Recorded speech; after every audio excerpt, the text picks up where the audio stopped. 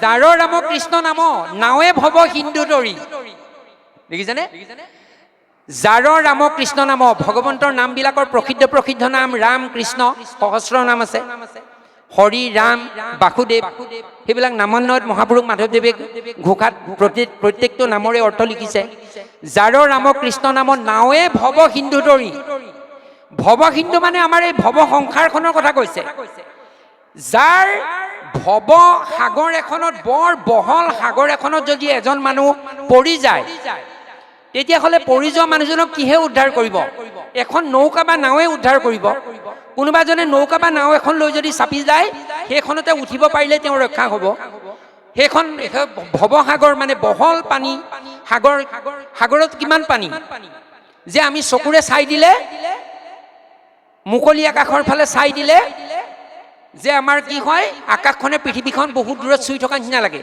সেইটোকে দিগন্ত বা দিগবলয় বুলি কয় গতিকে সাগৰখনৰ ওচৰতো যদি থিয় হৈ চাই দিয়ে সেই আকাশখনে সাগৰখন চুই থকা যেন লাগে ইমানেই বহল ইমান বিস্তীৰ্ণ তেনেকুৱা এখনৰ মাজত যদি এজন মানুহ পৰি যায় তেতিয়াহ'লে নৌকাখনৰ সহায়তে উদ্ধাৰ পাব সাঁতুৰিতো ইমান দূৰ সাগৰখন পাৰ হ'ব নোৱাৰে এতিয়া সেই তেনেকুৱা নৌকাখনৰ লগত আমাৰ এই ভৱসাগৰ অৰ্থাৎ এই ভৱ সংসাৰখন পাৰ হোৱাৰ নাও সদৃশ যাৰ নাম ৰাম কৃষ্ণ নাম যাৰ ৰাম কৃষ্ণ নাম নাৱে ভৱ সিন্ধু তৰি পাৱে পৰম পদ পাপী যত ভকতসকলেতো পাৰ হ'বই পাপীসকলেও পাৰ হ'ব পাৰিব বুলি কৈছে পৰম পদ পাব পাৰিব বুলি কৈছে অৰ্থাৎ শ্ৰেষ্ঠ পদ পাব পাৰিব বুলি কৈছে পাৱে পৰম পদ পাপী যত পৰম পদ মানে শ্ৰেষ্ঠ পদ অৰ্থাৎ বৈকুণ্ঠ প্ৰাপ্তি হ'ব পাৰিব পাৱে পৰম পদ পাপী যত সদানন্দ সনাতন সেনয় কৃষ্ণক সদা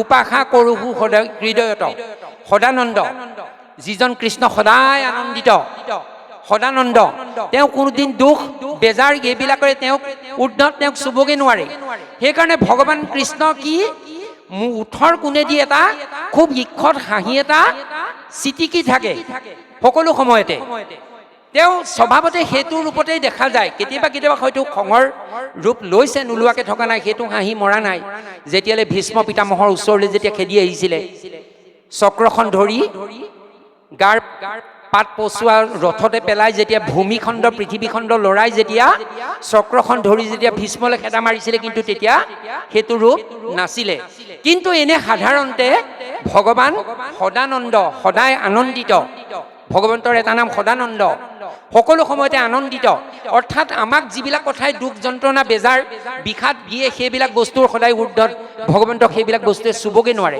সেইকাৰণে সদায় ভগৱন্ত আনন্দিত হৈ থাকে আনকি যেতিয়া শিশুপালে যেতিয়া বাৰে বাৰে তিৰস্কাৰ কৰি আছিলে তিৰস্কাৰ কৰি থাকোঁতেও কিন্তু ভগৱন্তৰ খং উঠা নাছিলে 101লৈকে ক্ষমা কৰিম বুলি ক'লে নহয় 101লৈকে কিন্তু ক্ষমাই কৰি আছে আৰু কি বুলি কৈ আছে বেয়াকে যেতিয়া গালি পাৰি আছে খুব অশ্লীল অশ্ৰাব্য ভাষাৰে শিশুপালে যেতিয়া ৰাজসভাত ভগৱন্ত কৃষ্ণক গালি পাৰি আছে তেতিয়া ভগৱন্ত কৃষ্ণই কি বুলি কৈছে তেতিয়াও হাঁহিয়ে আছে হাঁহিয়া শ্ৰীকৃষ্ণে বুলন্ত শুন ঐৰে শিশুপাল ৰাজসভা মাজে এতেক কদৰ্থ তইকেত মানে ভাল হাঁহিয়ে কৈছে হাঁহিয়া শ্ৰীকৃষ্ণে বুলন্ত শুন ঐৰে শিশুপাল ৰাজসভা মাজে এতেক কদৰ্থ তইকেত মানে ভাল এইবুলি কিন্তু হাঁহিয়ে কৈছে যেন তেওঁ কথাবিলাকে কোনো ধৰণৰ প্ৰভাৱ ভগৱন্ত গুৰুৰ গাত পেলাব পৰা নাই গতিকে ভগৱন্ত সদানন্দ সদায় আনন্দিত হৈ থাকে সনাতন শব্দটোৱে স্থায়ী বুজাইছে যিটো শাশ্বত চিৰস্থায়ী যিটো কোনোদিন পৃথিৱীৰ পৰা নাইকিয়া হৈ নাযায় সেইকাৰণে সনাতন শব্দটো সংস্কৃতৰ এটা ভাৱাৰ্থৰ ভাঙনি এটা আছে ভাঙনিটো কি যে সৰ্বত্ৰ সৰ্বকালেষু বিদ্যমান সনাতন যে সকলোতে সকলো সময়তে বৰ্তি থাকিব পৰা শক্তিটোৱে হ'ল সনাতন শক্তি যিটো সৰ্বত্ৰ সকলোতে সৰ্বকালেষু কাল মানে সময় সকলো সময়তে বিদ্যমান যিটো দেখা পোৱা যায় বা বৰ্তি থাকে সনাতন সেইটোৱে হ'ল সনাতন আৰু সেয়াই হ'ল ভগৱান কৃষ্ণ সেইকাৰণে ভগৱান কৃষ্ণৰ এটা প্ৰসিদ্ধ নাম সনাতন সদানন্দ সনাতন হেনয় কৃষ্ণক সদা উপাসা কৰোহু হৃদয়ত। চাব আকৌ দেই প্ৰভুজন, এতিয়া হৃদয়ত উপাসনা কৰোঁ বুলি কৈছে, অৰ্থাৎ মানস মন চক্ষুৰেহে ভগৱানক দেখিব। আমি এই দুটা চকুৰে ভগৱানক দেখাটো সেইটো কল্পনাতীত, আমি কেতিয়াও দেখা নাপাওঁ। এতিয়া ক'ত দেখা পাব বুলি কৈছে? হৃদয়ত উপাসনা কৰোঁ বুলি কৈছে, হৃদয়ত দেখা পাওঁ। এতিয়া শৰীৰ তত্ত্বমতে হৃদয়ৰ স্থানটো ক'ত, ক'ত দেখো বুলি কৈছে? মহাপুৰুষ মাধৱদেৱে কৈছে, সদানন্দ সনাতন সেনয় কৃষ্ণক সদা উপাসা কৰোহু হৃদয়ত। মই হৃদয়ত উপাসনা কৰোঁ।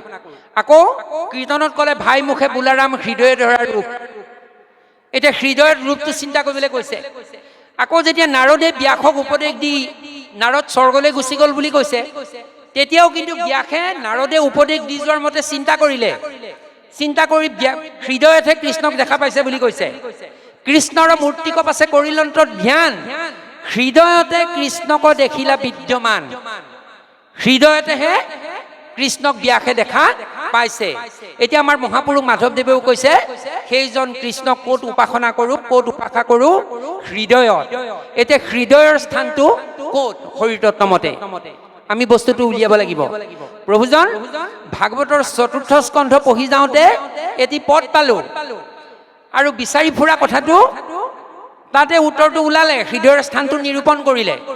এতিয়া শৰীৰ তত্ত্বমতে হৃদয়ৰ স্থান ক'ত? যেতিয়া দক্ষ যজ্ঞ সতীৰ দেহ ত্যাগ, সতীয়ে যেতিয়া দেহ ত্যাগ কৰিবলৈ লৈছিলে, তেতিয়া যুগবলে দেহ ত্যাগ কৰিছিলে, যুগবলে দেহ ত্যাগ কৰিছিলে। আৰু যুগবলে দেহ ত্যাগ কৰোঁতে শৰীৰ তত্ত্বমতে হৃদয়ৰ স্থানটো সতীয়ে নিৰূপণ কৰি গৈছে। সতীয়ে কি বুলি নিৰূপণ কৰি গৈছে? যে মানুহৰ শৰীৰত পঞ্চপ্ৰাণ থাকে, পঞ্চবায়ু, পঞ্চপ্ৰাণ। এটা হ'ল প্ৰাণ, অপান, সমান, উদান আৰু ব্যান। তাৰ ভিতৰতে প্ৰথম দুটা প্ৰাণ আৰু অপান, এই দুটা দম বায়ু সতীয়ে কি কৰিলে? যুগবলে এই নাইটোৰ ওচৰত নাভি দেশত গোটাই ল'লে বুলি কৈছে। মানে এইখিনি কথা প্ৰয়োজনটো ইবাকে নাই, কিন্তু হৃদয়ৰ কথাটো ক'বলৈ যাওঁতে এই কাহিনীটো অৱতাৰণা কৰিব লগা হৈছে। মানে কি বুলি কৈছে? প্ৰাণ অপান বায়ু দুইকো সম কৰি নাভি চক্ৰে থাপিলন্ত শৰৰ সুন্দৰী। প্ৰাণ আৰু অপান, সমান, উদান, ব্যান, ই তিনিটা বাদ দিলে। প্ৰাণ আৰু অপানটো ল'লে, লৈ নাভি চক্ৰত শৰৰ সুন্দৰী পত্নী সতীয়ে গোটাই ল'লে, নাভি চক্ৰে থাপিলন্ত শৰৰ সুন্দৰী। ইয়াতে যেতিয়া দমটো নাভি চক্ৰলৈ আনিলত তেতিয়া কি কৰিলে? এইটো নাভি চক্ৰতে নিয়ন্ত্ৰণ কৰিছে, তলেও যাতে যাব নোৱাৰে, ওপৰলৈও যাতে যাব নোৱাৰে। অধ উধ দুইহান তকু নিৰোধিলা। যুগবলে সেই বায়ুটো নাভি চক্ৰতে গোটালে, তলেও যাবলৈ দিয়া নাই, ওপৰলৈও যাবলৈ দিয়া নাই। যেতিয়া নিয়ন্ত্ৰিত হ'ল, অধ উধ দুইহান তকু নিৰোধিলা, পাছে অল্প কৰি বায়ু দেৱী আক্ৰমিলা। নিয়ন্ত্ৰিত হোৱাৰ পাছত সেই বায়ুটো, প্ৰাণ অপান বায়ু দুইটা লগ লগাই যিটো দম নাভি চক্ৰত গোটাই লৈছিলে, সেইটো যেতিয়া নিয়ন্ত্ৰিত হ'ল, নিয়ন্ত্ৰিত হোৱাৰ পাছত সতীয়ে কি কৰিলে? লাহে লাহে ঠেলিলে মানে ওপৰ ফালে ঠেলিলে। পাছৰ পদটোতে আছে, নাভি চক্ৰ হন্তে বায়ু ঊৰ্ধ্বক কেপিলা। নাভি চক্ৰৰ পৰা লাহে লাহে ওপৰলৈ ঠেলিলে, অল্প অল্প কৰি বায়ু হৃদিত থাপিলা। তেতিয়াহ'লে প্ৰমাণ এটা ওলাইছে, লাহে লাহে নি হৃদয় পোৱালৈকে নাভি চক্ৰৰ পৰা ঠেলি।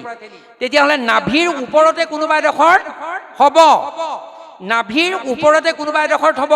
তাৰ পাছৰ পদটোৱে কিন্তু একদম সম্পূৰ্ণ স্থিৰ কৰি দিব। নাভি চক্ৰ হন্তে বায়ু ঊৰ্ধ্বক খেপিলা, অল্প অল্প কৰি বায়ু হৃদিত থাপিলা। হৃদি পোৱালৈকে প্ৰাণ অপান বায়ু এই দুইটা দম লগ লগাই, দুইটা বায়ু লগ লগাই যিটো দমটো, সেইটো হৃদি পোৱালৈকে। হৃদয়ৰ পৰা বক্ষস্থলক নিলন্ত। হৃদয়ৰ পৰা ক'লে নিলে? বক্ষস্থল নিলে। বক্ষ মানে বুকু, বক্ষ দেশলৈ নিলে। তেতিয়াহ'লে ওলালে বুকুৰ তলত আৰু নাভিৰ ওপৰতে হৃদয়ৰ স্থান, য'ত এতিয়া মহাপুৰুষ গুৰুজনে কৈছে যে সদানন্দ সনাতন সেনয় কৃষ্ণক সদা উপাসা কৰোহু হৃদয়ত। হৃদয় বুলি কওঁতে বুকুৰ তলত আৰু নাভিৰ ওপৰৰ এই ঠাইডোখৰতেই হৃদয়ৰ স্থান বুলি এতিয়া শৰীৰ তত্ত্বমতে ভাগৱতে নিৰূপণ কৰিছে। সেইকাৰণে কি কৰিব লাগে? আমি যেতিয়া প্ৰণাম কৰোঁ, প্ৰণাম কৰোঁতে দহু আঙুলি কৃতাঞ্জলি কৰি কি কৰিব লাগে? এইদৰে কৰি এই য'ত ভগৱন্ত বাস লৈ থকা ঠাইডোখৰ, ইয়াত আচলতে এনেকে লগাই কৰিব লাগে। এনেকে বা এনেকে নহয়, এতিয়া এই প্ৰণাম কৰোঁতে আচলতে য'ত ভগৱন্ত বাসা লৈ আছে এই তাত লগাই লৈ প্ৰণামটো কৰিব লাগে। এতিয়া হৃদয় পোৱা লাগে নহয়, হৃদয়ৰ পৰা আকৌ ইকণো কৈ দিওঁ দেই প্ৰভু, এই সতীৰ কাহিনীটোৰ ইকণো কৈ দিওঁ, হৃদয়ৰ পৰা ক'ৰ পোৱা লাগে যে তাৰো পৰা নিয়া কণ্ঠ দেখে নাভিচক্ৰ সন্তেবে ঊৰ্ধক সেবিলা অল্প অল্প কৰিবা হৃদয় তথাপিলা হৃদয়ৰ পৰা বক্ষস্থলক নিলন্ত বুকুলে নিলে তাৰো পৰা নিয়া কণ্ঠ দেখে থাপিলন্ত বুকুৰ পৰা নি ডিঙি পোৱা লাগে। বুজি পাইছেনে? তাৰো পৰা নিয়া কণ্ঠ দেখে থাপিলন্ত, তাৰো পৰা নিয়া কণ্ঠ দেখে থাপিলন্ত। কণ্ঠ হন্তে, হন্তে মানে পৰা, কণ্ঠ হন্তে দুই ভ্ৰুৱ মধ্যে প্ৰৱেশাইলা। ডিঙিৰ পৰা নি চকু চেলাউৰি মাছ পোৱা লাগে। আমাৰ আইসকলে য'ত ফুটটো লয় সেইডোখৰ পোৱা লাগে। কণ্ঠ হন্তে দুয়ো ভ্ৰুৱ মধ্যে প্ৰৱেশাইলা এহি মতে নিয়া বায়ু তহিতে তম্ভাইলা। নি এইডোখৰতে গোটা লাগে। একদম নাভিৰ পৰা তুলি তুলি নি নাভিৰ পৰা হৃদয় নিলে, হৃদয়ৰ পৰা বুকুলে নিলে, বুকুৰ পৰা ডিঙিলে নিলে, ডিঙিৰ পৰা চকু চেলাউৰিৰ মাজৰ এই ঠাইডোখৰতে গোটা লাগে। তাৰপিছতে কৈছে দক্ষতাপে নিজ প্ৰাণ চাৰিবাক প্ৰতি যোগময় অগ্নি শৰীৰতে জালিলন্তি। এইডোখৰ পৰা যেতিয়া দমটো এৰি দিলে ভিতৰে ভিতৰে সতীৰ দেহটো জ্বলি সতী মৃত্যুৰ মুখত পৰিলে। সেইখিনি আমাৰ প্ৰয়োজন নাই, তেনেকে মৃত্যুবৰণ কৰাৰ এতিয়া কোনো পৰম্পৰা নাই। কিন্তু হৃদয়ৰ কথাটো ক'বলৈ যাওঁতে সতীৰ এই কাহিনীটো অৱতাৰণা কৰা হৈছে। গতিকে সেইজন ভগৱন্তক আমি ক'ত উপাসনা কৰিব লাগিব? হৃদয়ত। অৰ্থাৎ আমি এই দুটা চকুৰে বিভিন্ন ঠাইত বিভিন্ন দৌল দেৱালয় ভ্ৰমণ কৰি এই দুটা চকুৰে ভগৱন্তক আমি দেখিবলৈ পাম বুলি ভবাটো একেবাৰে দুৰূহ। মহাপুৰুষে সেয়ে কৈছে সদানন্দ সনাতন হেন কৃষ্ণক সদা উপাসা কৰোহু হৃদয়ত।